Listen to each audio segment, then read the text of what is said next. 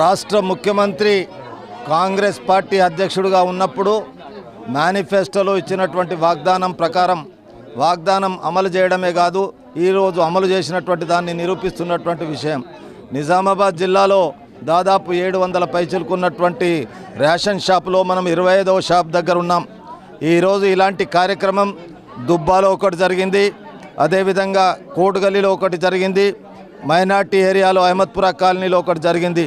దీని ద్వారా ప్రతి కుటుంబం లబ్ధి పొంది నిన్నటి వరకు దొడ్డు బియ్యం వాడారు, ఈ రోజు నుంచి సన్న బియ్యం మీకు ఇవ్వడానికి నిజామాబాద్ జిల్లాలోనే దాదాపు 7 నుంచి 8 కోట్ల రూపాయలు ఖర్చు చేస్తూ ఉంది ప్రభుత్వం.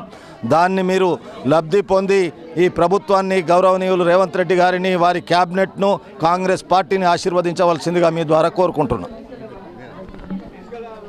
ఏదైతే మాట ఇచ్చిండో పేద ప్రజలందరికీ కూడా నేను తినే భోజనమే తినిపిస్తానని చెప్పి ఆ రోజు ఎలక్షన్ మేనిఫెస్టోలో మాట ఇచ్చారు. ఆ మాట నింపుకున్నారు. ఈరోజు ఉగాది పండుగ సందర్భంగా పేద ప్రజలందరి జీవితాల్లో వెలుగుని నింపుతూ దొడ్డు బియ్యాన్ని సమూలంగా తీసేసి సన్న బియ్యాన్ని ఈ రోజు నుంచి పంపిణీ కార్యక్రమం మొదలుపెట్టారు.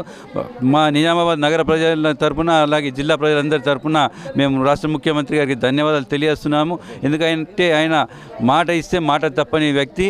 మా నిజామాబాద్ జిల్లా ప్రజలందరూ కూడా ఆయన వెన్నంటి ఉంటూ ఆయనకు తోడ్పాటునిస్తూ కాంగ్రెస్ పార్టీకి అండగా ఉంటామని చెప్పి తెలియజేస్తున్నాము.